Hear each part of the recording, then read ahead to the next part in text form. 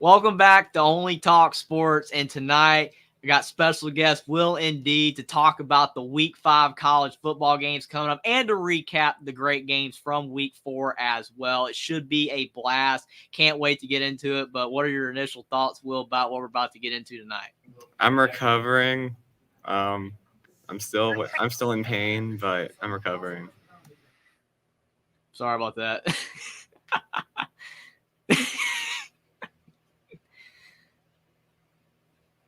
Oh man, all right. that was unexpected. Sorry about that. No, you're good. You're good.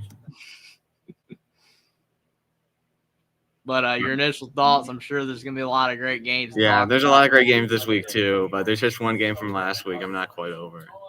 Yeah, I don't blame you, man. I mean, that was a tough game. We're gonna talk about it. I mean, I picked the Fighting Irish, and things just did not turn out there, and we'll definitely get into why later. All right. Well, do we want to talk about any of the quickly glaze over the Friday games? Like Wisconsin looks pretty good. Looks like they're starting to get their act together. Yeah, Wisconsin Purdue. I mean, that was a game where you look at the Boilermakers. They're a team that's just has not found it yet. I mean, they've got some talent, but they're now 1-3, and all of their losses are at home. Fresno State, they lost at home. Syracuse, they lost at home. And they just lost to Wisconsin at home. And I forgot this stat when I picked Wisconsin last week, but I forgot that Wisconsin has beaten Purdue every single season since 2003. So Purdue historically does not beat Wisconsin. So that was a big thing as well. I couldn't remember that stat, the padlock stat, as Josh Pate would say, as you brought up last week. But yeah, I just felt Wisconsin was a better team. It does stink for them at Ches Malushi's hurt, but Braylon Allen's still all right. So hopefully for them, they'll be able to still have a decent season. But yeah, Purdue just so far this season has not found it all together on both ends of the ball, offense and defense, and they're 1-3 because of it. Yeah, it looks like them and I don't know. The Big Ten West is a whole situation, as it is always. But It's like we'll what see. the Coastal was. Yeah, we'll see. It'll probably come down to Iowa and Wisconsin. Mm-hmm. Yeah, and if Iowa can score. But this Virginia NC State game was a surprisingly competitive game. UVA trying to beat their old quarterback. Yeah, Virginia's not that bad. I mean, you look at, Calandria, their quarterback, he's shown flares and flashes of being a solid quarterback, but he is still turnover prone, still really young. Will he ever be great? We don't know. We're going to have to see more of him in the future to really be able to tell. Virginia's kind of like Purdue, and that they haven't found ways to win. And I know that they're 0-4. Purdue's won a game, but still, like, Virginia's been kind of decent at times. Even against Maryland, they were up 14-0 before the bottom completely fell out. So they're just a weird team to really figure out. NC State, they don't look as good as they've been in the years past, but they were able to get a win that should help them get closer and closer to bowl eligibility. And like you said, it was a solid game, even though Virginia's just doesn't look like they're that good, even though they've shown flashes. Yeah, I mean, if Calandria gets rid of the interceptions, maybe they can win a few ACC games. But we'll see. We'll see if they can get it together in that front. Yeah, and him when he took his helmet off at the end, that even though it was coming off, that really hurt their chances because it flipped the field a bit and helped NC State get in field goal range to win it. That game should have gone to overtime. Yeah, it's a shame. Boise State beat San Diego State. That was a good game. Ashton Genty is unbelievable at Boise State. That guy was running all over the field last week, and he was a big reason Boise State was able to win that one. Good game. And Air Force crushed San Jose. Yeah, almost 10 yards to carry for him. Definitely a problem for opponents in the Mountain West. And let's just get the pain out of the way. Yeah. Man, the end of that game, man, the end of that game was like when we have the ball there, why do you throw a screen pass? Why do you throw a screen pass there? Just give it to Audric Estime. Like, he was having a great game, and I don't feel like he was being used enough, as was Sam Hartman's deep ball. So I don't know. Let's don't get fancy with it. Just run it, or not the clock, because the Buckeyes wouldn't have had that extra play at the end if there was the incomplete screen pass, and then having 10 men on the last 2 plays, man.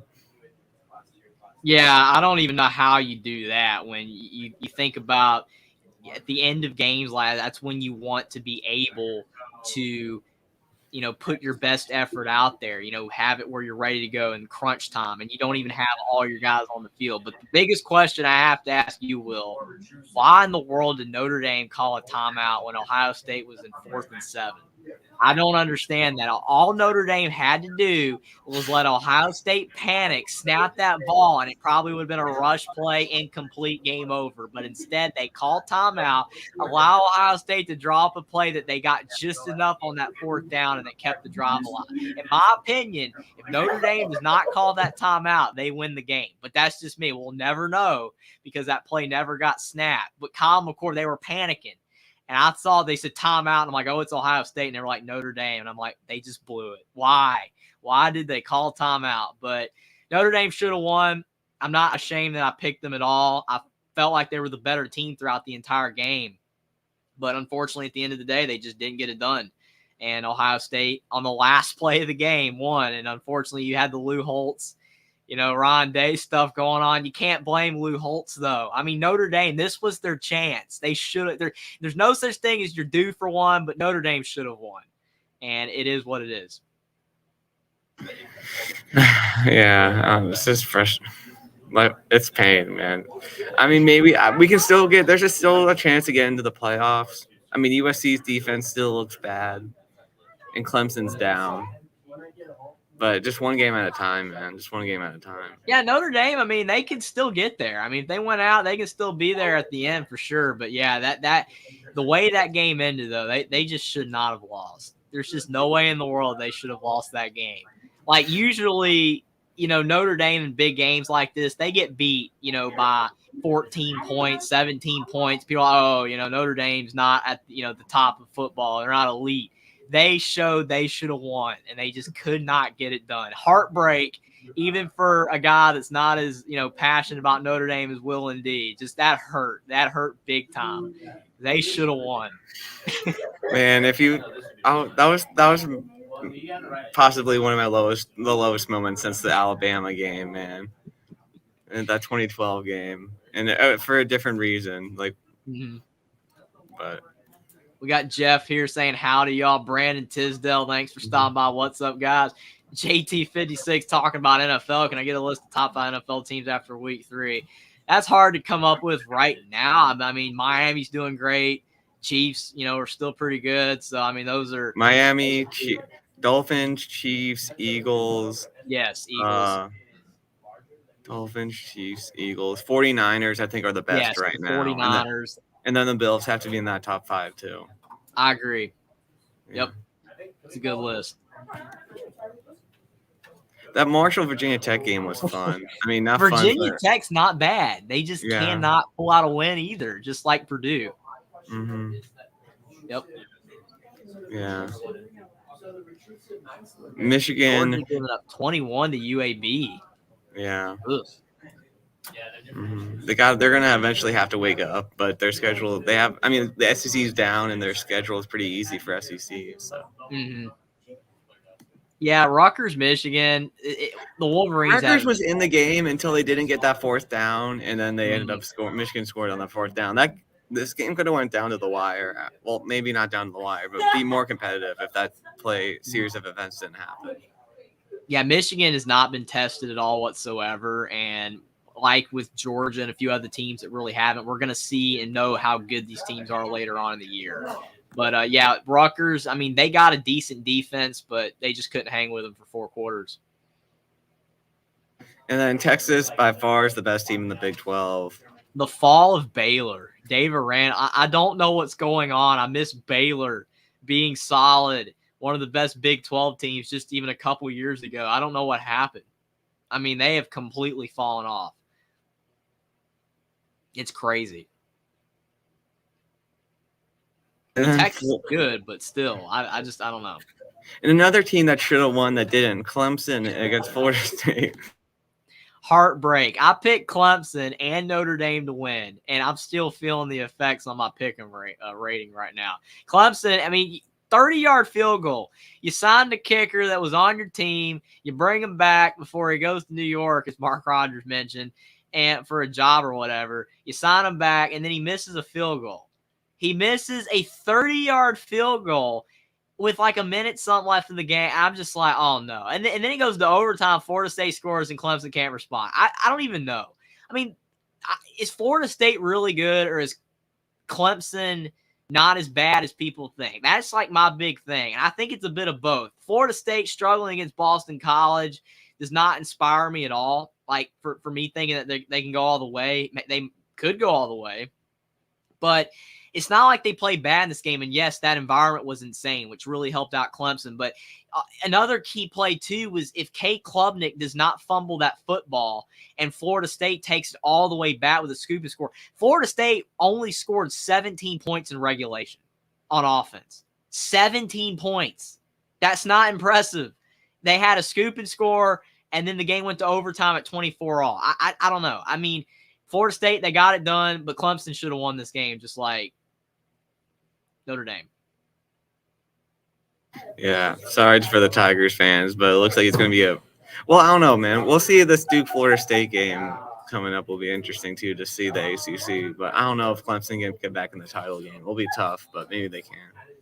USC, Arizona State, the Sun Devils were not going away. I mean, they claim it's the desert. They say it's something about the desert, but I don't know. Did USC just lax up, or is it that defense everyone keeps talking about that's not super improved? I don't know. I mean, 28 points to a team that has been struggling to put up 14. They got shut out by Fresno State at home. There you go. I don't get this. 42-28.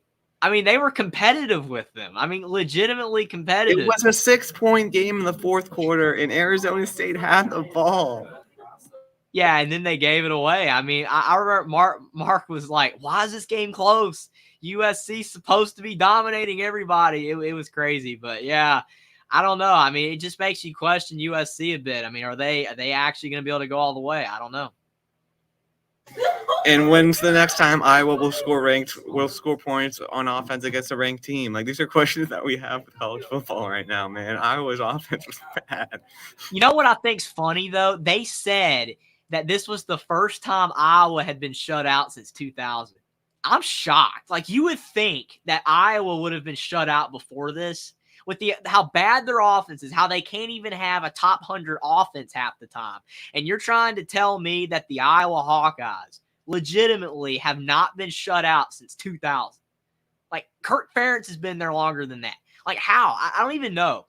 And they finally got shut out. Their defense couldn't get a pick six, which is how they score a lot of the time in games sometimes. I mean, it was bad. I mean, you look at all her stats. I mean, it's not like he lit the world on fire or anything. I mean, 4 touchdowns is good, but 166 yards. Top running back only had 72. I mean, Iowa's defense, I mean, they slowed them down. But it's like if they could just score, if K. McNamara really could be the difference, if they could have, made this a competitive game, maybe Penn State would have made a mistake or two and they'd had a shot. But their offense is awful. And I just did not think really that McNamara was going to be the difference. They need a new play caller. The offense just isn't getting anything done. And 31-0.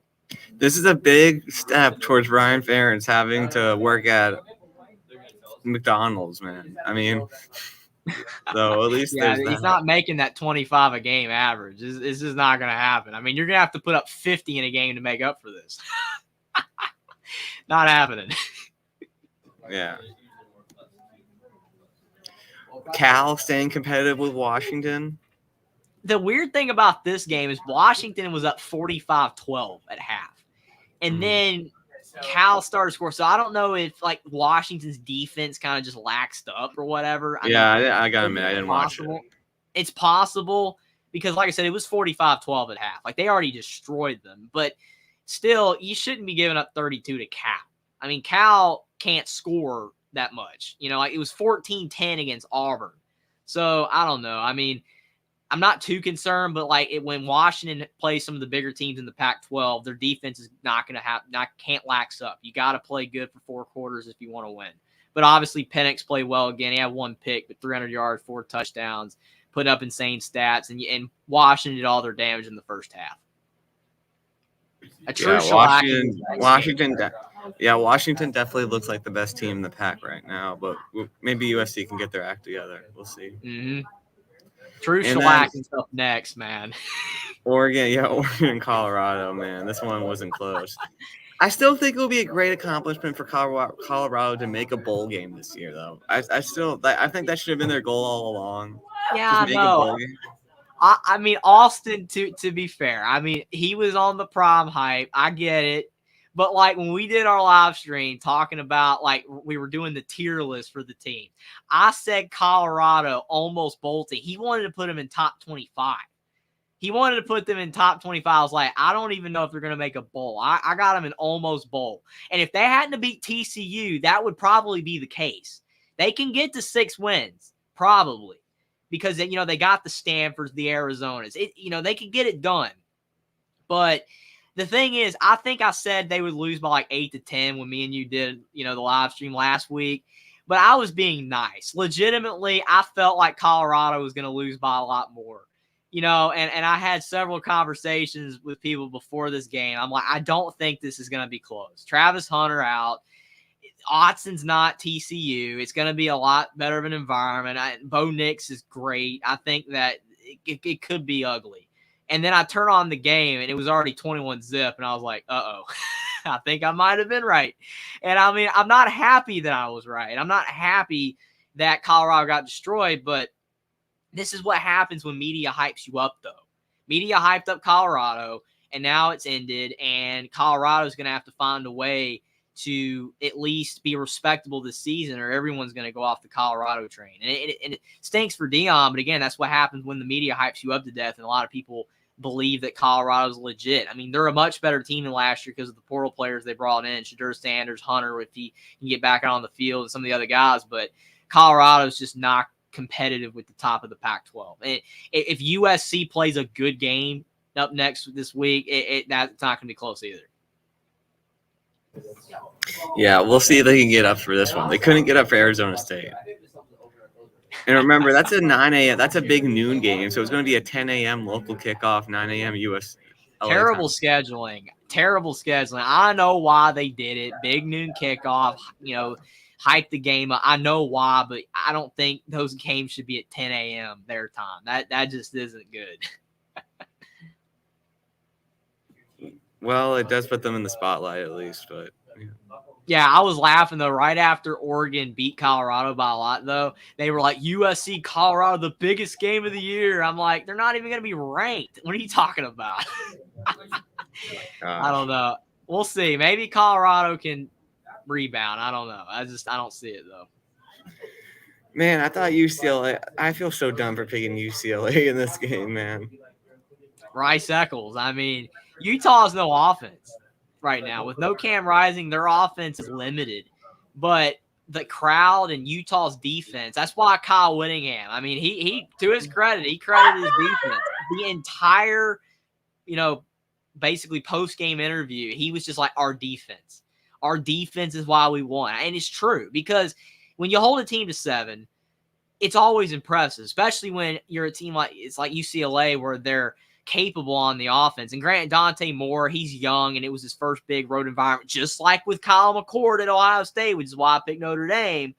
But Dante Moore just could not get it together.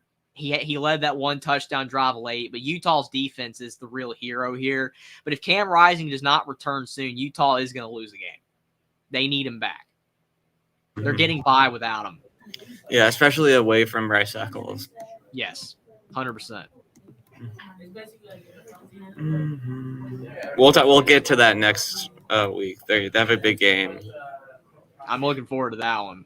Man, it would have felt a little better if Arkansas could have beaten LSU. It would have made my loss feel a little bit better. But I don't even know what to think about these two teams, to be honest. LSU, you lose Florida State, and then you turn it around and you're looking pretty good, and then you do this. You beat Arkansas by 3.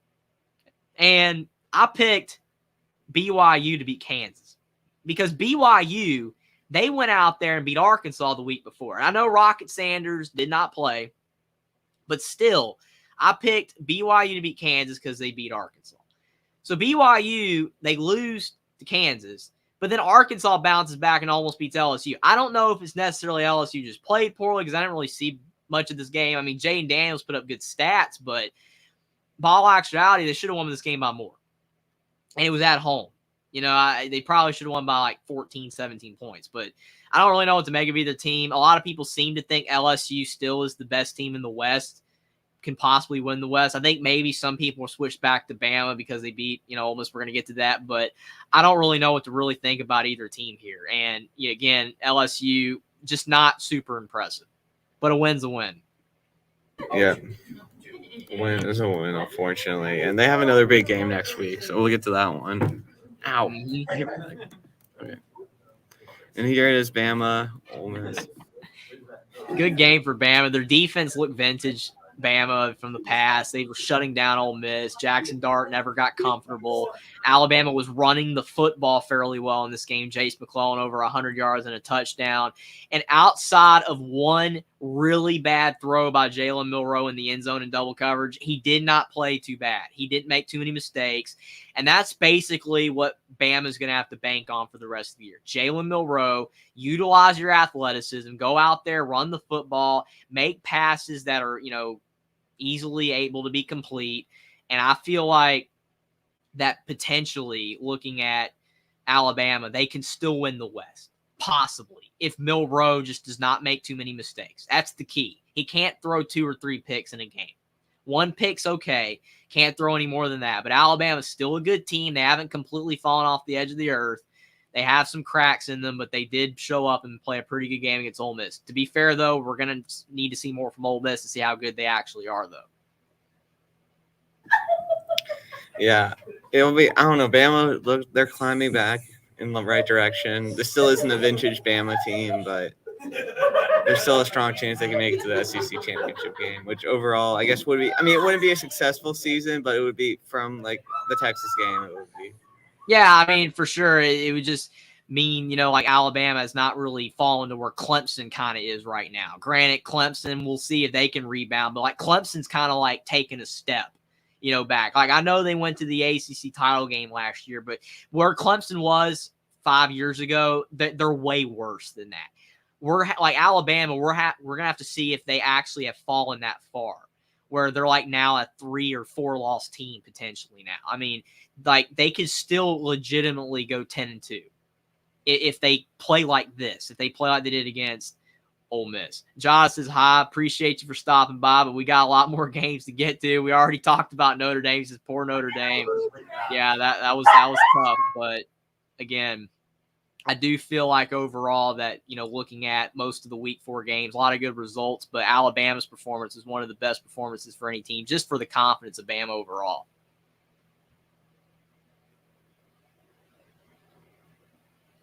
Ooh, Pac-12.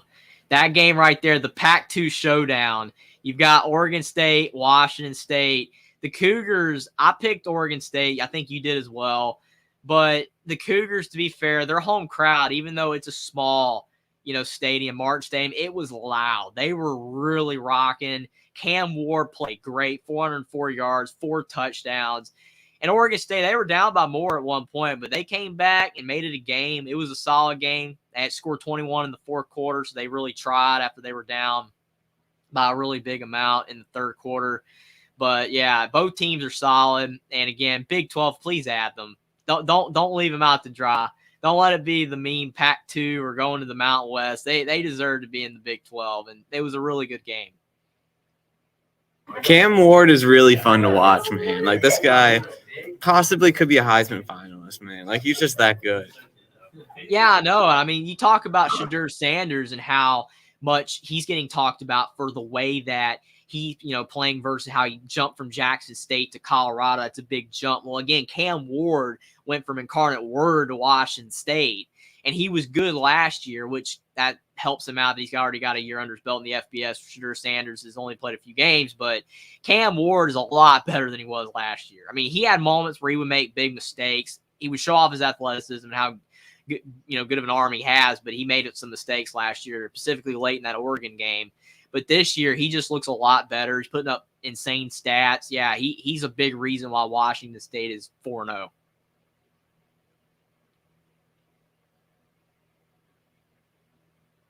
Rough offensive showing kind of for Oklahoma. They got the job done against Cincinnati, 20-6. Gabriel threw 322 yards, but I mean, not super impressive. But as I've said before, a win is a win, and I guess being on the road, you can't really ask for too much more than that.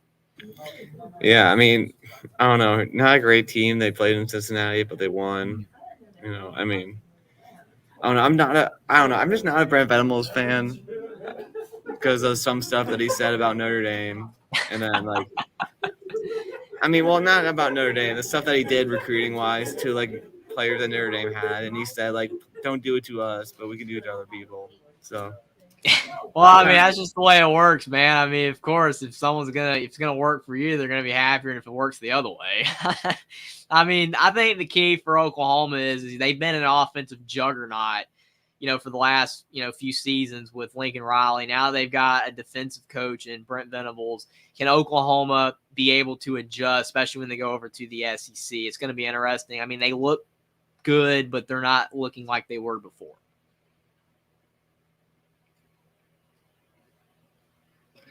And we have your team, Carolina and Pitt. Carolina, not the prettiest game, but they are 4-0.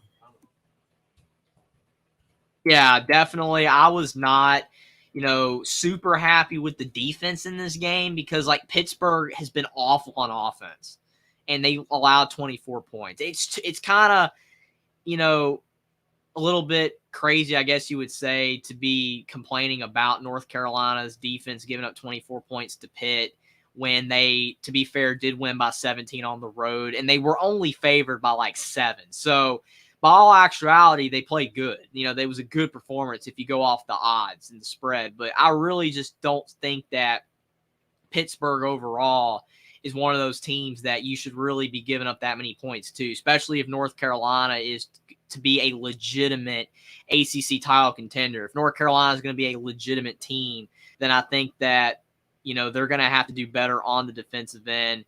And I think that, they're going to have to show that, they can put teams away easier than that. They let Pitt hang around a bit too long in the game, and I just was not super, impressed with that. But it is what it is. They won, and again, it's kind of hard to complain with a 17-point win on the road, but they got it done. And Drake May, he's still been slightly turnover prone, more than last year by far, but he's still playing solid football, and I do think that overall it's enough for North Carolina to be getting by. That's why they're 4-0. But if they want to be really good, coming up in the next few weeks, playing Miami, some of these better teams that they play, the defense has to improve. And I think that the offense has to make less mistakes. But North Carolina's 4-0, so I can't complain too much. Mm-hmm. Can you hear me? I can hear you. Okay. Sorry, I just moved and everything's getting... I'm organizing my area here. Yeah, you're good. Yeah, because Jonna said, "Who's laughing?" I said, "Someone in your background." All right. All right, it should sound good now.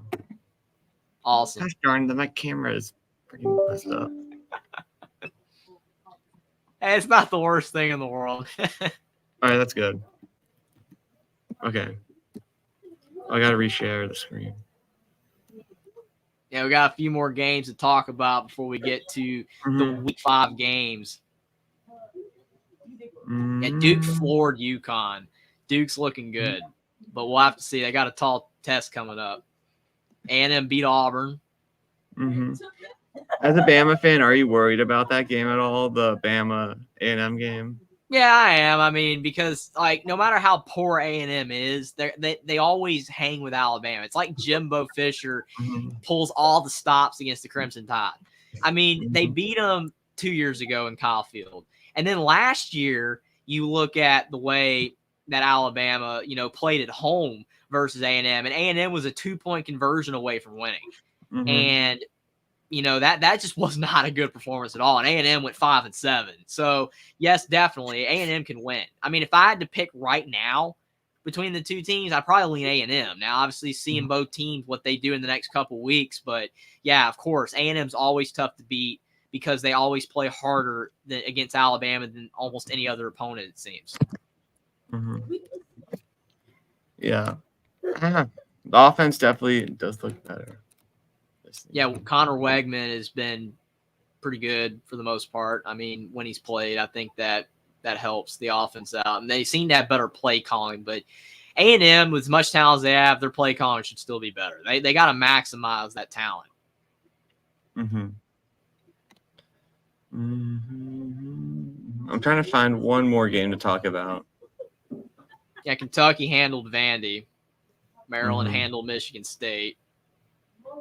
Oh, actually, we'll talk about the Big 12 too. Yeah, Kansas. They're good. They're pretty good. They're ranked now 24th. Jalen Daniels is a solid quarterback. I mean, Keith Slovis threw a lot of yards, but he had 2 picks. The BYU Cougars are not a bad team, but I don't know what to make of them. I mean, they go out there, like I said, they beat Arkansas on the road. 2 years in a row they've beaten Arkansas, and then they lose to Kansas. I mean, I guess probably people think Kansas is better than Arkansas now. I don't really know, though. But, yeah, I picked BYU. I guess that was a mistake, but Kansas looking pretty good. They got a massive showdown in Week 5. Yeah. All those Big 12 fans, man, they're really hoping for they really don't like Texas. They're bailing. Yeah. But how about the Mountaineers, man? Is Neil Brown going to keep his job? Like, what's going on with? I feel like, though, that most West Virginia fans are not happy about this, though. It's like, why are you doing this, Neil Brown? We wanted you gone, and now you're holding on for dear life, beating these terrible teams like Texas Tech and Pittsburgh at home. You're barely putting up any offense. I mean, look, the leading quarterback in the game was Texas Tech quarterback who threw for 158. So it's not like West Virginia really did that much, but they're getting by. Neil Brown is becoming Clay Helton and Brad Brownell. Like, he's holding on for as long as possible here. I mean, I hope he does. I like when coaches do this, to be honest. When they're at teams and they're like on the hot seat and they're about to get fired and then they hold on for a while. I know it's annoying for fans, but it's just interesting to see how long he can make it. But yeah, this 3-1 start's definitely going to help out Neil Brown. And arguably the only coach that's had a better start to the season to help his job than Neil Brown is Eli Drinkwitz at Missouri. Great start to the season for him. But yeah, Neil Brown definitely is cooling his seat just a little bit, but maybe not with the West Virginia fans' hearts. Yeah, well, if they beat Dana Holgorsen, they'll feel a little bit better about Neil Brown. It'll be like Neil Brown's better than Dana Holgorsen, even though when Dana Holgorsen was at West Virginia, they were a bit better. So I don't know. It's crazy.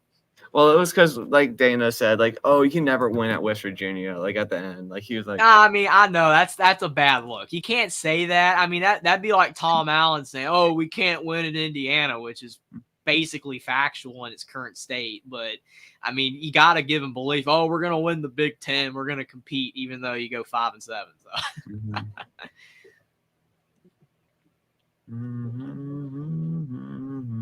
Oh, Iowa State beats Oklahoma State. I watched this game because it was like the only game on at the end of the 3:30 window. It was still on, and I'm just like, Oklahoma State had so many chances to win this game. I mean, I don't even know what to think. Like, this was a 34-27 game. Iowa State with Ohio, it was 10-7. And Oklahoma State puts up only like 20 on the road at Arizona State. They get shellacked 33-7 to South Alabama. But then both of these teams go out there and score 34 and 27. I guess both defense, I would say they're not good, but I don't really know. I mean, Rocco Beck for Iowa State had a good game, 348 yards, 3 touchdowns. I don't know if it was because of Oklahoma State's defense, but he played well. And Alex Bowman for Oklahoma State had a decent game. Made a couple mistakes, though. Those picks were the difference. Both teams are pretty bad, though. But, I mean, I feel like Matt Campbell needed this one more than Mike Gundy because he's been has a lot more pressure right now. But, yeah, Mike Gundy's going to have to turn it around soon, too, because Cowboy fans are probably getting a little irritated that suddenly they went from, we're winning the Big 12 and competing and stuff to now we're almost winning the Big 12 and competing to now we can't even really hang in at all against some of the bottom teams in the conference. So it was a good game because it was close, but neither team's very good. Didn't Matt Campbell like almost fight a fan? Wasn't like he like angry at a fan like before the game because he I was saying, "Hey, think you're I not saw doing good." that.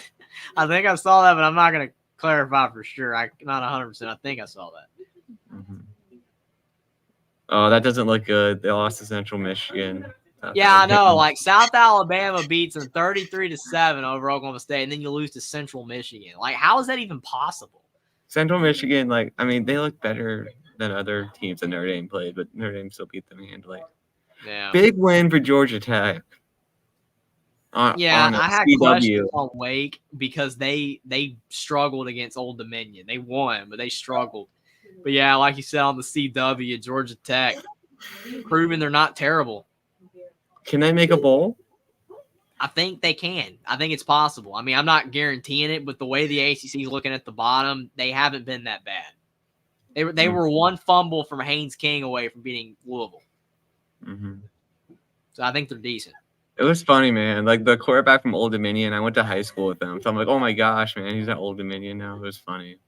Yeah, that's awesome, man. I mean, Old Dominion, I mean, they beat Virginia Tech a couple times. I mean, they're scrappy. Yeah. They almost beat Wake too. Mm-hmm. Oh man.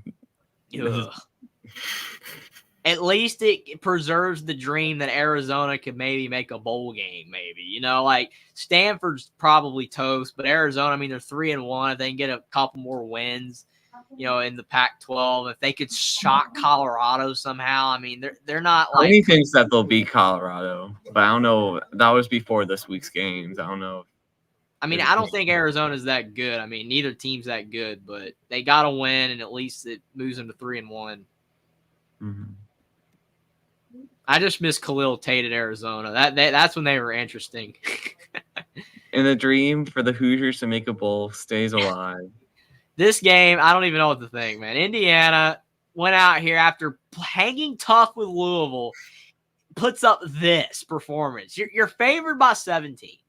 And, like, I don't even know. Indiana just played awful in this game. The quarterback, Taven Jackson, regressed, did not have a good game. There were drop passes. The Indiana's defense was good. They had 3 interceptions in the game. Lewis Moore had 2 picks.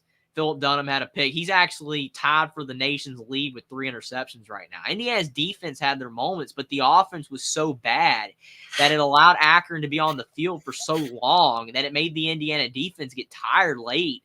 And that's why Akron, you know, put up the points they did. Akron was a 30-yard field goal away from beating Indiana.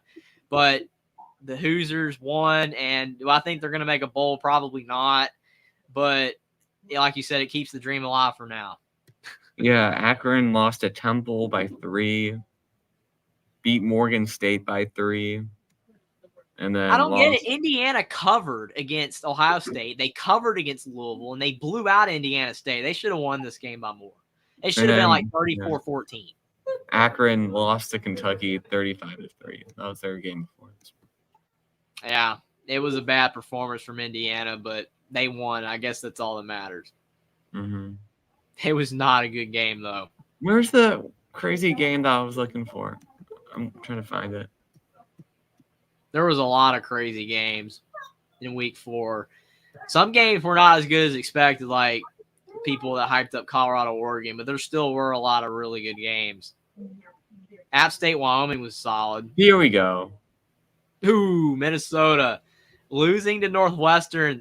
The Northwestern, Ben Bryant, 396 yards and 4 touchdowns against Minnesota's defense. Like, Minnesota's supposed to have a top defense in the Big Ten. They got fantastic players on that side of the ball. 400 yards to a Northwestern quarterback. Like, out of nowhere. I mean, Ben Bryant was decent at Cincinnati, but this is one of his best performances as a college quarterback ever. And they won. Like, this. Not saying Northwestern's going to make a bowl or anything like that, but that was a bad loss for Minnesota. Mm-hmm. Yeah, that was a crazy game. All right, let's go move on to the Mississippi State put up 30. Mm-hmm. Mississippi State put up 30 on South Carolina. I think I said it was like going to be 31-24 or whatever, and I think you were like, man, Mississippi State's not going to put up that much. And I was like, I don't know. I mean, their offense is pretty bad, but hey, South Carolina, they allowed them to score 30. That's crazy. All right. Here we go. We got Louisville and NC State. Friday night's going to be fun, man. Yeah, I can't believe you got that ranked matchup, though, between Utah and Oregon State on FS1. But before we get to that game, ESPN, Louisville, NC State, 7 o'clock. This is a good game because it's on the road, and NC State, even though their offense at times has not been that good, they're still capable. And it will be a road environment for Louisville. Granted, Louisville, has won 2 neutral site games over Indiana, and they beat Georgia Tech, and those crowds were about 50-50. So they technically, you can say, have experience in the road environment, even though this is a true road test. I don't know. Brennan Armstrong, he still doesn't look like he did 2 years ago at Virginia. He's putting up decent stats. He's looking better than he did, the year before at Virginia, but still nothing to write home about. You see the stats Louisville's putting up. They've got a great offense with Plummer putting up 1,100 yards, 10 touchdowns, 4 picks. Jordan on the ground and Thrash through the air, both fantastic individual players. Can NC State slow those guys down? And Louisville's getting more and more momentum because they keep winning. And the more that they win, it's just going to help aid them. And the only thing, though, can they possibly overlook NC State for their next opponent? They got Notre Dame coming up. Could they have a look ahead? That's the only thing. Louisville's the better team, and they should win this game. But if they have a little bit of a look ahead, I could see, them going down and NC State pulling it off. And NC State, after that scare against Virginia, Dave Doran might have them playing really hard because of the fact that they were not that good, last week. They could have lost that game, which would have really hurt their bowl chances. This is going to be a close game, I think. Like I said, I think Louisville could possibly look ahead a little bit for the next week, but I'm going to go with Louisville to win 28-21 over NC State. I think they'll get it done, but I could see them losing if they're not careful. Look at Louisville's schedule, man. After the Notre Dame game, they could realistically make it to the ACC title game. Yeah, no, they have one of the easiest schedules in the country. I mean, that's not a knock on Louisville if they end up being like 10-2 or 9-3 or something like that, but their schedule is extremely easy. Mm-hmm. So, I don't know, man. This is a big game for Louisville and their ACC hopes. I think Jack Plummer's looked better than Brandon Armstrong so far, so I'm going to go a Louisville 31-24 win. Mm-hmm. We're both in about the same wheelhouse. By 7 in the 20s. You got them in the 30s a little bit. So it could be a good game. Utah and Oregon State, man. FS1. This game should not be on FS1. This is a top 20 matchup. Mm-hmm. DJ needs to play better than he did in Pullman, man. Like DJ he looks like last year's DJ and not 2020 DJ. And yeah, I mean, that'll be the difference in this one. I know that USC Colorado being on the Big Noon Kickoff on Fox because it's Deion Sanders and it's USC. They're the brand, but this game's going to be better. More than likely. This game should be on Fox if you're going off how good the game's probably going to be, more than likely. But these two schools aren't brands like USC is, and then with Deion being a brand in his own right. So it's on FS1, but people should definitely tune in if they can. Utah, this is interesting because Cam Rising, whether he plays or not, if he plays, will he be ready for this game? Because can you just thrust him back into a road environment against a top 20 team? Would he be able to just plug in and play? Versus if you don't play him and you got Nate Johnson or you have Bryson Barnes, if Kyle Whittingham gives him another crack at it, will they be able to handle this environment? Because they beat Baylor. They beat Baylor, but that was not impressive how they beat Baylor. And Baylor's not good. So they were able to beat Florida and they were able to beat UCLA, but both of those games were at home. So I don't know. This is going to be a really tough game to pick. DJ Uiagalelei, like you said, did not play good last week compared to what we were expecting him to play like the way he had been playing earlier against those weaker opponents for Oregon State and the way he played against Notre Dame and Boston College that first season that he stepped in for Trevor Lawrence. Martinez is a good back for Oregon State. I don't know. This game is going to be really close. I'm going to let you pick first. Gosh darn it, man. I don't know. I'm back and forth. It's 50-50 because, like I said, I don't trust Utah on the road. Utah at home, it's like a secret weapon. Rice Eccles, one of the most underrated environments in college football, even though I feel like it's been getting more love lately for how they just keep winning at home no matter what. But it's an insane environment that helps them so much. When they're on the road, Utah's a completely different team. I mean, they almost lost to Baylor. Baylor is not great. So, I don't know. Yeah, we have Larry here. Last home game for Oregon State was 26-9 against San Diego State. Interesting. I don't know, man. I'm going to go 24-20 Oregon State. I mean, Utah, I know Buckeye Mike says Utah by 3. I don't know, man. I think that Utah is probably the better team than Oregon State if Cam Rising's in the lineup. But since we don't know if he is or not, and even if he is, will he be able to just play in that environment like that? He won't have a tune-up game. I'm going to go with Oregon State 28-24. I think that Utah, if it was at home, I'd pick them easily. And if Cam Rising was healthy and we knew that he'd been playing a couple weeks, I'd pick them as well. But since we don't know with him and it's at Oregon State and Oregon State's coming off that tough loss, I think they're going to bounce back. I'm going to go Beavers 28-24. Man, if I lived on the West Coast, I would go to this game. $38 for a game. Oh, man, that's great. Like, you talk about some of these East Coast games, they're like $100, $150 sometimes for these massive games. 38, that's good. Good environment, too. We have Cincinnati, BYU, 2 of the new Big 12 schools. That's a decent game. I don't know why Cincinnati's favored, though. I don't either. I guess because they're, a bigger brand. I mean, BYU's a decent brand. Like, I don't know what people consider a brand because obviously a brand is like Alabama or Georgia or USC, Notre Dame, Ohio State. But, like, for mid-level tier teams, both these teams are solid. I feel like BYU's a bigger brand than Cincinnati. Yeah, like Cincinnati, like if you take Luke Fickell out, they were awful before him. And he made them, pretty good when he, and they went to the playoff that one year. They were great, but the other years they were pretty solid. I think it's just they played okay against Oklahoma on defense. I don't know. But they lost to Miami of Ohio the week before, so. Yeah. I don't know. I'm going BYU 31-17. I trust the Cougars even though they let me down against Kansas. I'm going BYU. I'll go BYU 28-14. Yeah, Cincinnati's offense does not impress me at all. Emory Jones, not that good. Yeah, I mean, he has his moments, but yeah, definitely not playing, great football. And BYU is a team that can put up points. Mm-hmm. USC and Colorado, big noon kickoff. I don't know. Colorado put up any better of a fight than they did last week. Since it's my thing is Colorado was a 21-point underdog at Oregon, and now they're a 21-point underdog at home. That should tell you everything you need to know. I know USC, the way that they played against Arizona State is going to have some people, I guess you say, a little squiggly on the Trojans. Maybe that they're not going to win by as much. Maybe Colorado will cover.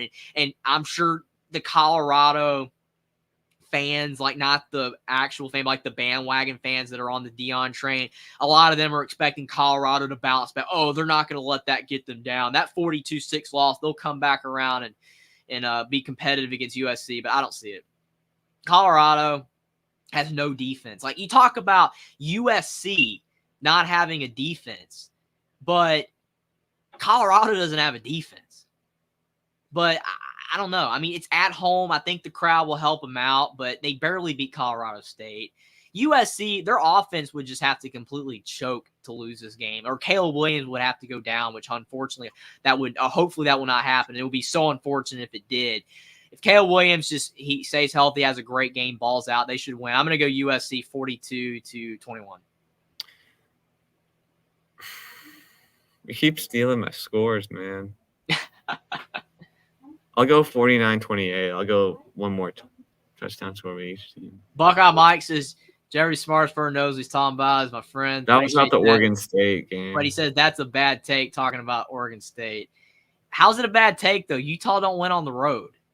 I mean, I'm not wrong there. Utah struggles on the road. I appreciate that. We'll see, Mike. It's going to be a good game. Mm-hmm. And he's got Colorado winning in a shocker over US. That would be a huge shocker. They just lost 42-6. Like, and it could have been 70-6. Mm-hmm. I don't know. USC should win. We have Florida versus Kentucky next in Lexington. This should be a great game. This is the game I'm looking forward to. This I know the big noon kickoff. That's the Fox slogan for their noon kickoff game, but this is the big noon kickoff. This game right here is underrated. It's about as underrated as you can get. I mean, you've got Florida, a team that at the swap, they're like Utah. They're unbelievable when they're at home, especially when they're playing like Tennessee. It's a rival and they want to win. Kentucky has not impressed me to start this season. They're 4-0, but they've had some truly awful performances, especially that one. I think it might have been like Ball State. They only won like 28-17. It was a pretty rough performance. But it is at Kroger Field. Not that big of a home field advantage. I know it's not the Swamp. Yes, it's a lot weaker of a home field advantage than like the Swamp or Death Valley or Broughton Denny or the 12th man. I get it. I don't know. I feel like Florida, though, this is a game that we're going to find out, if they're capable of winning a big game. And I know that sounds like the dumbest statement of all time because they went out there and won a big game against Tennessee, but that was at home. That was against their rival. Can they come out and win a game that it's like a 50-50 coin flip? Kentucky's favored by 1. Can they win this coin flip game on the road, not in their friendly confines? I don't trust Florida at all, but I'm going to go with Florida to win 24-21. Padlock stat. Devin Leary interceptions. You look at that. 9 touchdowns, but 5 interceptions. Yes. Against weak competition. Yeah, that's like he can't have more than 1 interception for sure in this game. Mm-hmm. I'm still not a believer in Graham Mertz. Me neither. I don't trust either team. This is like the game of teams I don't trust. Like A&M Miami. Florida, Kentucky are just interesting. I mean, like I said, I don't trust either team, but I'm going to go Florida. I'm going to go Kentucky because of it's Mike Stoops, right? That's the name. Mark Stoops. Mark. Okay, Mike was the Arizona coach. He's beaten Florida. He has been very successful against Florida, so that's why I'm going to say Kentucky wins. I could be completely wrong. 24-21 Cats. Look at this. Buckeye Mike said Wildcats win 70-20. When has Kentucky ever put up 70? I don't know. And then he says, to be fair, Leary came from NC State. I don't know. I don't know, man. This is like the ultimate coin flip.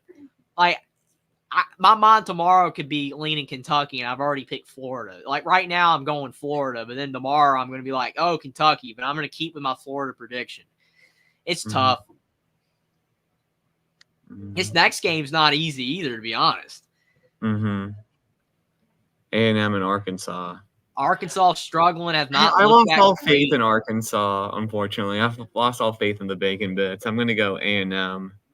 Connor Wegmans looked good. I'm going to go A&M to win 35-17. Yeah, I don't know. I mean, I hope Sam Pittman is not like a Matt Campbell thing. Matt Campbell at Iowa State really going and then they fall off. Like, Arkansas was really good for a couple years. People are like, oh, is Arkansas going to win the West? And now they're just kind of mid again. Like, I don't know. I'm with you. I don't really trust them either. I'm gonna go A&M 28-21, but I don't know why Arkansas is not performing like they were before. Can't figure it out. Yeah. He wants to talk about the crap. All right. Gosh darn it. Okay. Louisiana, Minnesota. Do you want to talk about that one for a second? Do you think Minnesota can win? Yeah, they should win. I mean, yeah, that they were awful against Northwestern, but I'll pick them to win 21-17. Their defense should get a stop. I mean, Louisiana, they're not what they were with Billy Napier, so I think Minnesota will win. Mm-hmm. But I again, don't trust them either. Yeah, I agree. Can Clemson win an ACC game? Can they get off the schneid? This is actually another hard game. I mean, you talk about Florida, Kentucky, and I don't trust Florida on the road, but Clemson is not what they were a few years ago. They've lost their talent edge to an extent. They're more talented, but they don't have enough talent because they haven't brought in guys through the portal to be able to play poorly and win. Clemson now has to play better to win. You look at some teams like Alabama, like in the past, Alabama could play awful and still win. They could still pull out a win because they have that so massive of a talent advantage. I just kind of feel like overall that's the biggest thing holding Clemson back. They just don't have the depth and they don't have enough pieces to play poorly and pull out a win. If Clemson's going to win this game, they actually have to play well.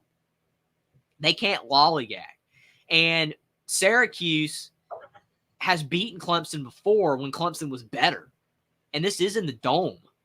And Syracuse is always better in the Dome. Mm-hmm. I might be insane. I might be completely crazy, but I'm going to give Clemson one more chance. I'm going to go Clemson 31-28. If they lose again, then I swear I'm not picking them as much anymore. But I'm going to go Clemson. I think they're going to get it done. I'm going to go Clemson. I guess I'm going to go Clemson 30. Oh, you know what? Give me an orange. Give me the orange, man. Oh, see, how did you flip that quick? Mike's got Syracuse at home. Clemson's on there heading into down projection. Q's 23-22. Now, see, I'm in the minority now picking Clemson. This is showing how far Clemson's fallen. Now you're going Clemson again? No, Syracuse. Sorry.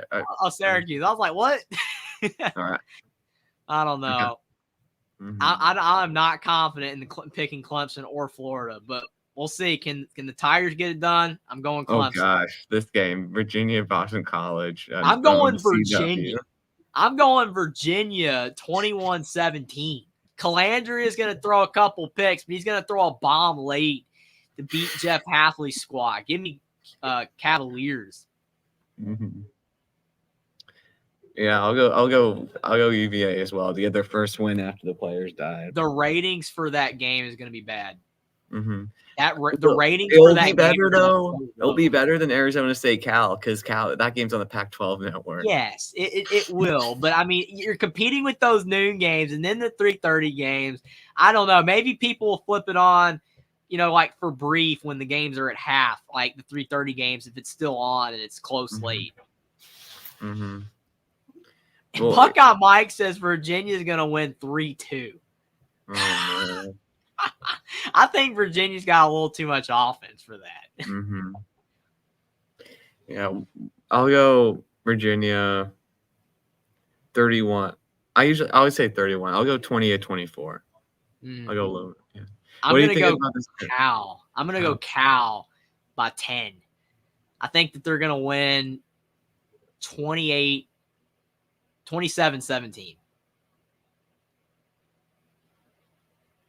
So that's my pick there for the California Golden Bears, Arizona State Sun Devils game. I think we might have lost WillND. Not seeing him right now. He might be frozen. Hopefully he will be back with us shortly. So many good games, though, coming up. Cannot wait to talk about the rest of these games. So your Will, I think, might be back. Sorry, I couldn't find a freaking computer charger in the computer lab. You're good, man. In the library. You're still frozen on screen. Gosh darn it. Take me off. Just take me off. There we go. What do you think about this Auburn-Georgia game? Oh, yeah. The Auburn-Georgia game, I mean, Georgia's not been super impressive. they have really legitimately not been super impressive. They have kind of been struggling a little bit. I could see, potentially where, Auburn could maybe get it done if everything broke their way.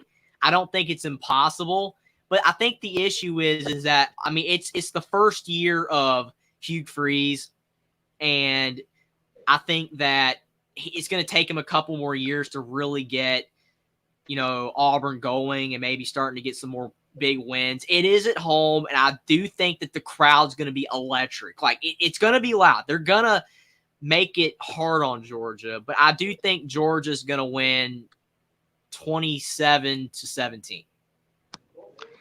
I think Carson Beck has a bit of a breakout game, so I'll go 34-17 Dogs. Mm-hmm.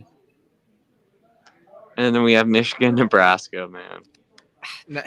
If this was Scott Frost, Nebraska, I'd say it'd be a one-score game. But now we're in Matt Rule, Nebraska, and things have gotten even uglier. Like, Nebraska's getting destroyed now when they lose. I'm going to go Michigan big, 31-10. I'll have it a little closer because it's in Lincoln. I'll go 24-17 Michigan. Mm-hmm. And we have the first Big 12 game of the year. Kansas at Texas. Matchup. I wish this game was at Kansas. If this game was at Kansas, man, it would be really good. I don't know, though. Kansas could still shock people. Like, Jalen Daniels is a really good quarterback, and they've got talent. Devin Neal's a solid running back. Luke Grimm, pretty good receiver. They got talent. They've got, good players on both sides of the ball. Lance Leipold has really built up the energy and belief with that team, and they play really hard. But it's at Texas, though. And Quinn Ewers has been playing well, this season. He a lot of people say he's inconsistent, which is true. He doesn't always play well, but I do feel like he's been playing some of his most consistent football this season so far. Hasn't really had a complete awful performance yet. I think that Texas is more talented on both sides of the ball. If Jalen Daniels plays a perfect game, could I see a college football world where the Jayhawks knock off Texas? Yes, I can. I could see it happening. It's not completely impossible, but they're going to have to play a perfect game, something that's going to be extremely difficult for them to do on the road in Austin. I feel like Ewers to Worthy is going to be a great connection here. And Kansas, I just don't know if their defense is going to really be able to slow them down enough. And even if Jalen Daniels plays well, they just might not have enough offense. I'm going to go with Texas to win 38-28. Yeah, I just think the lines of scrimmage will be really tough for Kansas in this game. Like, the big guys up front. Texas D-line's good. Mm-hmm. So I'm going to go 35-14 Texas.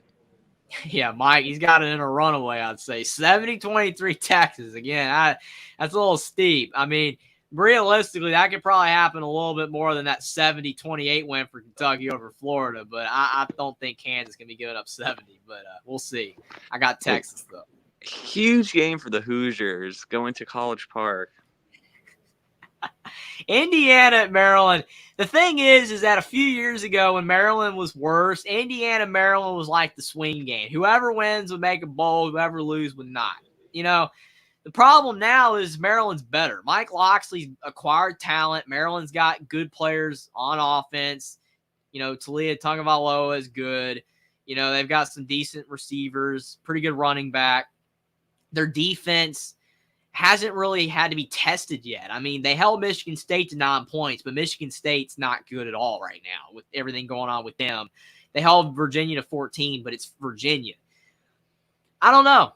I think that Maryland is more talented, but something tells me Indiana will bounce back, though, because they played horrible against Akron. It's dumb to say that they would be looking ahead to Maryland, but they could possibly have been looking ahead to Maryland, and they hung with Louisville. And Louisville is pretty decent, as we can tell. And Indiana was, a goal line stand away from possibly tying that game, taking it to overtime. So Indiana is not bad. They just played horrible against Akron. Taven Jackson can't make mistakes. Indiana's going to have to get the run game going better in this game. I don't think Maryland's defense is a juggernaut, despite the fact that they do have some talent. Indiana's defense is probably more talented, but can they slow down Talia Tagovailoa? I'm not 100% sure. It is on the road. Indiana can win this game, but the play calling's been a little questionable lately. This season especially. And I think that Maryland just has a bit more talent. I'm going to go with Maryland to win 31-24. Yeah, I'm going to go with Maryland to win 38-21. I don't know, man. Now, Buckeye Mike, I he's a believer. I hope for your sake that Indiana wins, but it'll be tough, man. He's got Indiana, though, so he's going with your hope, Will. I appreciate it. He thinks Indiana's going to squeak by, but I don't see it. Now, will you watch it? Will you buy Peacock to watch Indiana play if they're on Peacock? Probably not. I can't say that I probably will. I don't think so. I mean, Peacock, I'm not going to watch anything else on Peacock. So I'm going to watch it for one game. I don't know. I don't really have time to watch other things like that. I could, but I don't think I probably wouldn't. Oh, man. I thought you were a loyal fan. No, I'm joking. Dude, I watch them on the Big Ten Network when they're playing Akron in 4 overtimes. All right. I could have been watching other games, and instead I'm watching Indiana duke it out with the Zips. But I think Indiana will fall short. This next game's interesting, though. Man. Can Purdue get a win? 1-3 teams. I don't trust Purdue. I've picked Purdue twice. They lost. I finally picked against Purdue, and they lost. So that makes me a little bit more confident possibly picking against Purdue again. They just aren't winning. And I know Illinois has not been that good either, but I don't know. Purdue just they've lost all 3 of their games at home. And I know Fresno's decent, but I don't know. Purdue just has not given me any confidence. I'm going to go with Illinois 21-17. Mm-hmm. Yeah, this seems like a game that Brett Bielema will make ugly and win. I'm going to go 10-7 Illinois. Purdue probably has more talent, but they're just not getting wins. And until they get wins, it's kind of hard to pick them. Mm-hmm. Houston, Texas. Here we go. Houston, Texas Tech. I don't know. That actually, I forgot I was controlling it for a second. I was waiting to read it. I was like, wait a minute, I'm doing it. So, Houston, Texas Tech. Dana Holgorsen struggling at the Cougars. Texas Tech's really struggling. What happened to them being the 26th ranked team in the preseason? People thinking they're going to win the Big 12 possibly. I don't know what happened to Tech. And they played good against Oregon, but they've fallen off. I'm going to go with Tech, though, to win 17-14. I'll go Tech to win 38-35 because Houston has good offense. Well, their offense isn't even that good this year, but yeah, we'll see. I wouldn't be a bit surprised, though, if Houston won. But, yeah, neither team really gives me a lot of confidence, so I'll go with the home team. Mm-hmm. Baylor at UCF. I'm going UCF 38-14. Baylor just isn't getting it done for me. Yeah. I'll go 35-28 to UCF in the bounce house. Closer. Yeah, I don't know. Missouri at Vanderbilt. This is classic Eli Drinkwitz blows his momentum. I almost felt like last week would be it. You know what I'm saying? Like Memphis, I thought possibly they could lose that game. And I picked Missouri, but they won. They only won by 7, but they won. But now you're going at Vandy. Vandy's been pretty bad. They seem to have regressed again. Like Vanderbilt, okay, Mike, we'll go back. Old Dominion at Marshall. Oh, my God. I got Marshall by 14. Old Dominion's yeah, I'll decent. Go Marshall by Marshall's 17. Better. I was passing by the Marshall soccer team, and they're the number 1 ranked soccer team. And they're like, oh, my gosh, we're going to play Marshall in soccer. It's such a big game. But I actually passed them. It was kind of funny. I'm like, oh, man, I'm so excited. Yeah, 31-17 Marshall. But back to Missouri Vanderbilt. Vanderbilt has not been that good this season. They look better last couple years. Like, they've regressed a bit.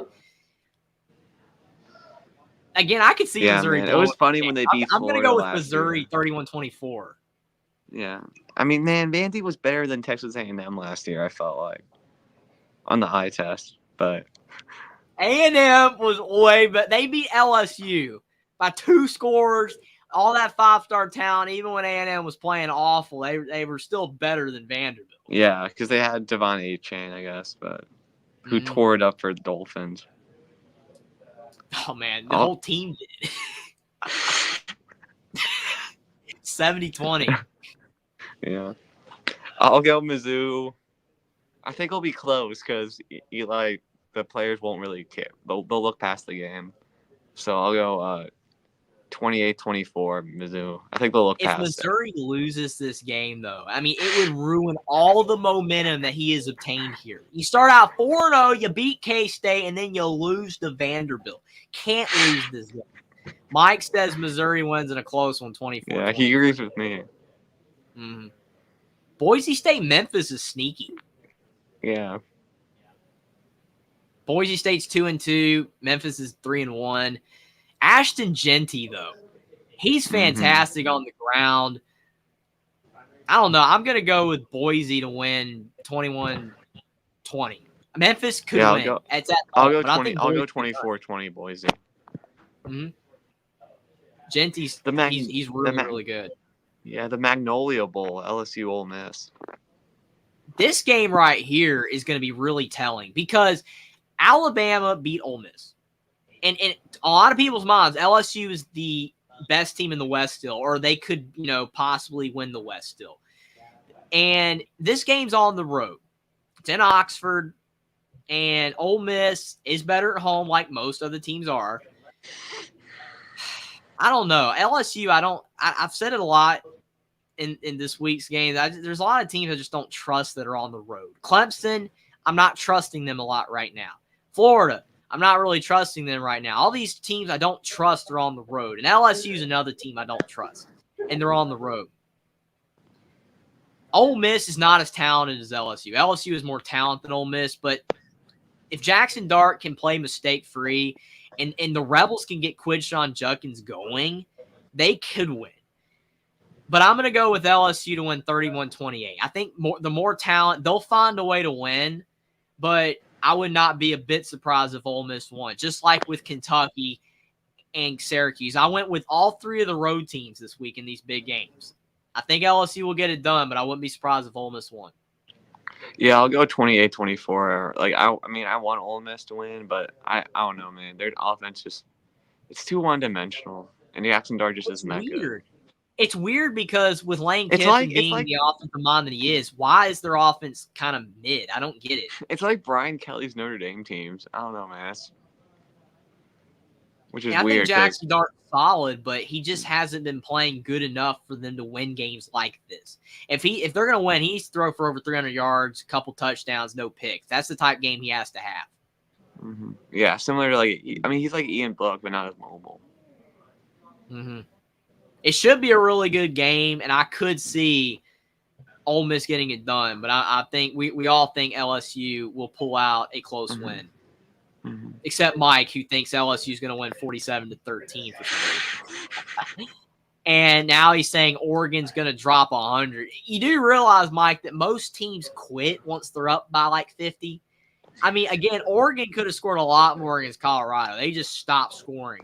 Oregon's going to easily win this game by like 40. I'm going to go 45-10. I'll go 52-3.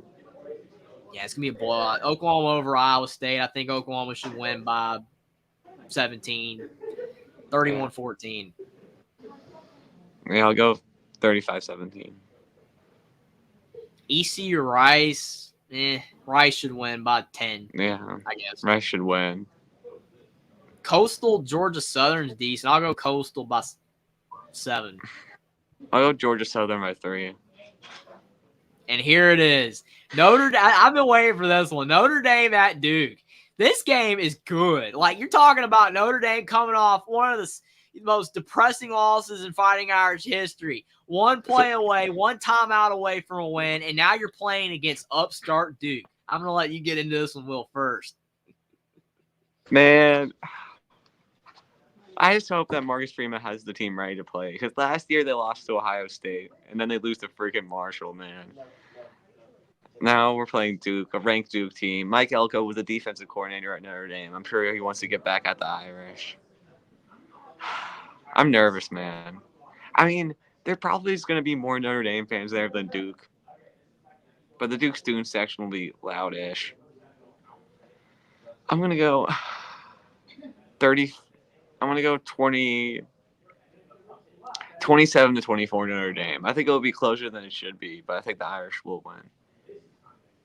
Yeah, this game right here is like the absolute worst game that you could possibly have. Yeah. After a loss like that.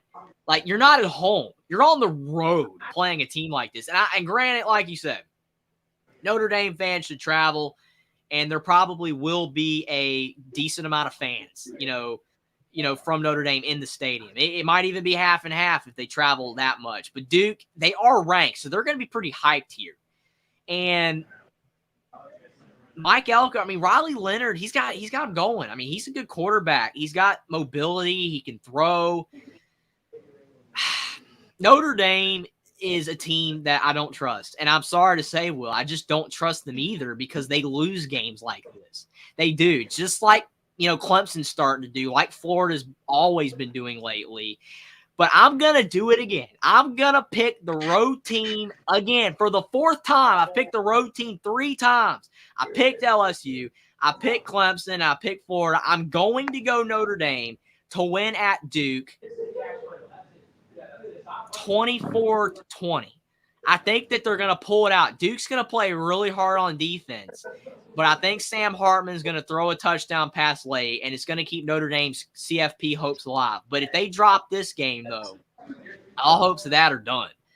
So yeah. I think Notre Dame's going to get it done. But they to RC's point, and thanks for stopping by, RC. Really appreciate it. Says only talk sport, what's going on. Appreciate that. And he says Notre Dame, old conservative offense. Yes, they can't get too conservative in this game. They need to air it out. You got the quarterback to do it. Got the experience. So I think Notre Dame is the better team, but if Duke won, I wouldn't be shocked. But I'm going to go with Irish. Yeah.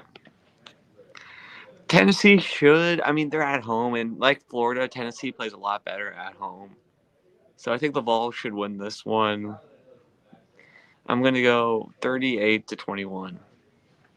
Yeah, South Carolina's not bad, and I feel like, if Rattler plays one of his better games, they realistically would have a shot here. But like you said, it's at Neyland, it's at night, and the Volunteers usually play better at home. Now, they've had slip-ups in the past, but they seem to be better than that now, under, the current coaching staff. They just don't seem like, when they were under Jeremy Pruitt, they were losing like Georgia Southern and stuff at home. I mean, they would lose like that.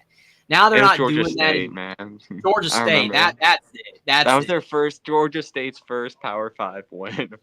God, that game, I remember the fans were incredulous. That's the game I was thinking of right there. Georgia State. That was awful. But, Josh Heupel now, the offense is improved. I know a lot of people were mixed on Milton, but I do think that Tennessee will get the job done 27-17. South Carolina, they're probably going to have a lot of sacks with Rattler. He's not going to be able to get going completely. I think Tennessee will win, even though Tennessee's defense isn't great. I think that they'll win. Michigan State, Iowa on NBC. Mike says 7-2 Iowa. I'm going to go 20-0 Iowa, and I think Iowa will get a pick 6. Yeah, I'm going to go with Iowa to win 17-3. Michigan State might squeak a field goal in there if Noah Kim has like one great throw that they get to like the 30 and maybe they kick a field goal. But other than that, Iowa should easily win. Their defense is going to shut down Michigan State's already fairly anemic offense. And it's not like Michigan State's defense is anything to write home about. So Matt McNamara should throw for about $170 and maybe a touchdown or 2. So, yeah, I think they'll win. Yeah, I remember those old days, man. The ODU quarterback, taking on Noah Kim in the playoffs, man. Those are the days. Yeah, it's bad stuff going on at the Spartans. SMU probably beat Charlotte. They should win by like 7, I guess. Yeah. Pitt, I mean, Virginia Tech. Charlotte's getting good talent because they had a good coach for that. What was that? That coached in like St. Francis Academy, so he's getting some of those players. But I still think SMU will win. Pitt, Virginia Tech. My family's gonna be at this game. My mom, my dad. I don't even know what to think about this one. This is going to be a low-scoring, turnover galore game. I mean, you're going to have Phil Dracovic is going to do everything in his power to win and lose this one. He's going to probably throw a couple good throws, and he's going to have a couple picks. Grant Wells is inconsistent. I mean, every now and then he does something that makes you think like, oh, he's not bad, and then he throws a couple picks of his own. I don't trust either team here at all. It's going to be an ugly game. I'm going to let you pick first, man. I'll go 17-13 Tech. I picked Pitt earlier in the year, and they lost. I'll go Tech 21-17. Mike says Grant isn't playing. Well, I didn't know that. I try to keep up with everything I possibly. Kyron Drones. Oregon transfer, Kyron Drones. So what happened to Grant Wells? I think he got benched. Oh, yeah, it makes sense. He's throwing too many Drones picks. is more of a runner. Drones is a better runner than Wells. I don't know what happened to Braxton Burmeister. Braxton Burmeister had moments. He transferred to Northern Illinois. I remember. Yeah. He also went to San Diego State too. Oh man, he's been well traveled. Like, what's that guy's name? The Rice quarterback that was at West Virginia. JT Daniels. Yeah. He went from USC to Georgia to West Virginia to Rice. He's been to 4 different schools. Yeah, well, since I got the update with Grant, I have no idea on either team, but Drakovic's been turnover prone. I'll still go Tech 21-17. West Virginia, TCU. It's at TCU. West Virginia's better at home. I mean, West Virginia's won 3 in a row. I mean, but we really trust Neil Brown to really go full on out save job mode. I mean, he's got to keep the seat hot. He's got to keep the seat hot a little bit. I'm going to go TCU 35-24. Yeah, that sounds about right. I'll go 38-28 Frogs. App State should win. Air Force, San Diego State, probably Air Force on that one. Probably by 14. Alabama at Mississippi State. I wish Mike Leach was still at Mississippi State. I say it every week. But, man, this will be a great game, because his hair rate off. And Mississippi State's just not the same. They put up 30 against South Carolina. And it's on the road, and Alabama's not as dominant as they've been in the past. I could see Alabama possibly slipping up here, but Mississippi State just isn't as good. I'm going to go with Alabama to win 31-17. They should win. I'll go 28-3 tied. Now, Mike says Bama squeaks by 31-30. I can't see the Bulldogs putting up that many points. Not against Bama's defense. I mean, Mississippi State put up 30 against South Carolina, but that's South Carolina's defense. Alabama's defense still clearly is pretty good. Still got a lot of talent. And for whatever reason, Mississippi State thinks that they can run, like you mentioned before. Why are they running the football? They're air raid. Will Rogers, you've got a good quarterback, and your O-line's not great, and you're going up against all these good D-lines in the SEC. You cannot run the football that many times. You got to let Will Rogers do what he has to do. Throw the ball, get the ball out quick so he can avoid injury. If Mississippi State airs it out, like I said, they could possibly win, but Alabama's going to win this game, like I said, fairly easily, 31-17. The Cowbells will be tough on Milroe, but he'll fight through it. He'll get it done. Mike says Washington 70-6 over Arizona. I could see that. Arizona's defense is bad. I think it's going to be like 45-17. Arizona might put up a few because Washington's laxed up with Cal last week and gave up 32. They'll probably give up a few points late because they'll lax up. But, yeah, Washington should win easy. I'll go 56-14. Nevada, Fresno. Fresno's been pretty good. Nevada's not as good as they were. Fresno went by 21. That's it. That's all the week 5 games because some buys. There's not as many games this week because of the fact that you got teams like North Carolina, and Miami and stuff like that are not playing because of buys. So there's a lot of good games. It's not the week 4 slate, but there's still some good games this week. I mean, Notre Dame Duke's going to be good. Utah Oregon State's going to be good. So still some solid games. Kansas Texas might be good, but I guess before we wrap up, what are your final thoughts about this week, man? I'm nervous again, man, for this Duke game. We better not freaking lose to the Dukies. But it should be the other game should be fun too. It's possible. That's the sad thing. I mean, like I said, it's just hard to trust. I mean, the 4 games, when you talk about Kentucky and Florida, and then you talk about Clemson, Syracuse, and then you got Notre Dame and Duke, games like that, those are the games that are just really tough because of the fact that the road teams are just hard to trust in those situations.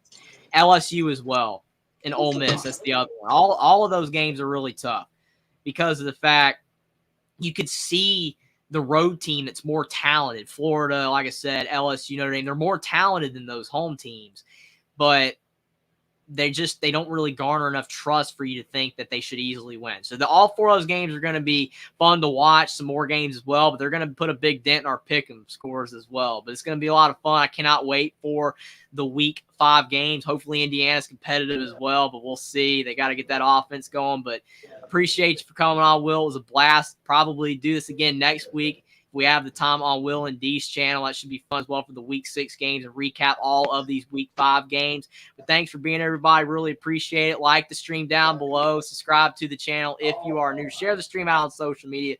But most importantly, thanks everyone for being here. And definitely cannot wait for these games. It's going to be awesome. Thanks for being everybody. Go Irish, everyone.